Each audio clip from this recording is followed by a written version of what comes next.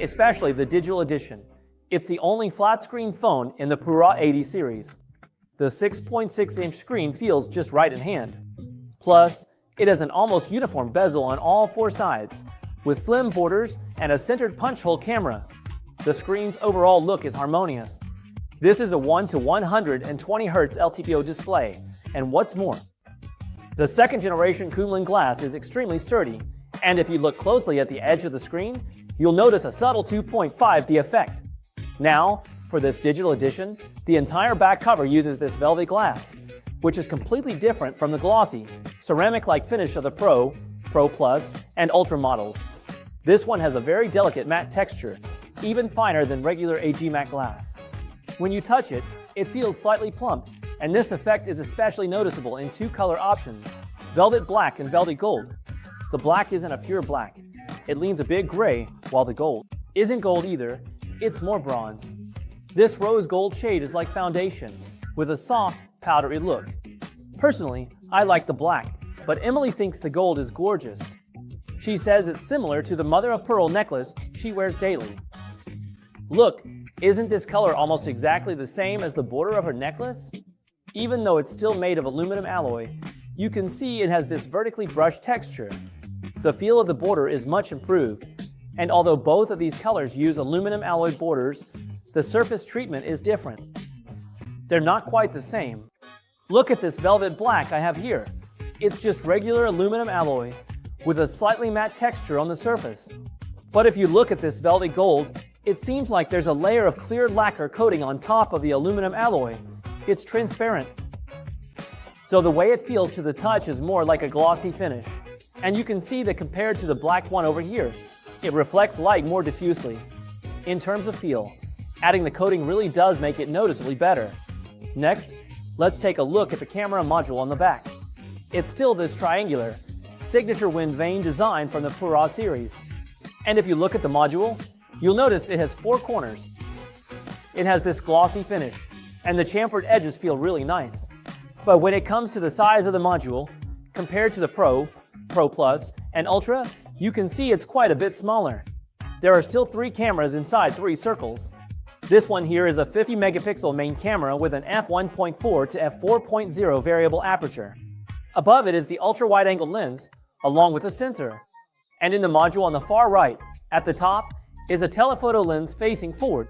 Below that is a 1.5 megapixel multispectral maple leaf true color camera, which allows the Pura 80 to capture colors very close to real life when shooting complex scenes, and portraits come out especially clear and pure. In default photo mode, when facing highly saturated reds and yellows, HUAWEI doesn't force the photo to be overly vibrant. Instead, it remains restrained, accurately reproducing what's seen on sight. With faces surrounded by such intense colors, there's no distortion. When you switch to portrait mode, the person's overall texture looks good. Hair details, face makeup, and background blur appear natural, making the image clear and pure. The Pura 80 Pro supports personalized color cards, offering four default styles: natural, film, movie, and anime. You can customize parameters based on these four styles. Here, divided into three dimensions: custom color temperature, saturation, and lighting. Based on film style, we made a Fujifilm film look. This style, color temperature 12, lighting 6. This custom style we adjusted, photos show a subtle, vintage tone with low saturation. The greens have a bluish texture. Doesn't it give off that vibe? I really like this anime style, which is the complete opposite of the film look. Anime style features highly saturated colors and three-dimensional lighting, making people in the picture look like Disney princesses on the run. Plus, these custom color palettes can also be applied to time-lapse photos. Not only will the color palette be added to the photo part of the time-lapse, but the video part will also have this palette applied directly. You can even share this color palette with others. There are a few ways to do this. One way is to use HUAWEI's phone-to-phone transfer. Send someone else's photo to your phone, then you can import that photo directly into the camera and copy the style to use it right away. The second way is to manually enter someone else's parameters. This time, HUAWEI has added a brand new watermark in the system, a color palette parameter watermark. So, after you take a photo, look at the bottom right corner. You'll see that the watermark now shows the parameters of this color palette. For example, in this photo, it says natural in 120805. After I see that watermark, I can adjust my phone to use the exact same parameters. I just tap on the parameter above and directly change the color temperature to 12. Then, set the saturation to 08 and the highlights to 05. Tap the 4 dots in the bottom right corner, select Save As, enter a name for the color palette, and confirm. You can see the new color palette we just created has been added. Also, the 80 digital version has an AI glare removal feature in the photo album, which I find useful.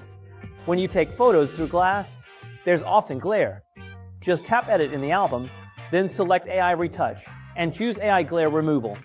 As you can see, it removes most glare on the glass, making your photos much cleaner. So what about the Pura 80 digital version?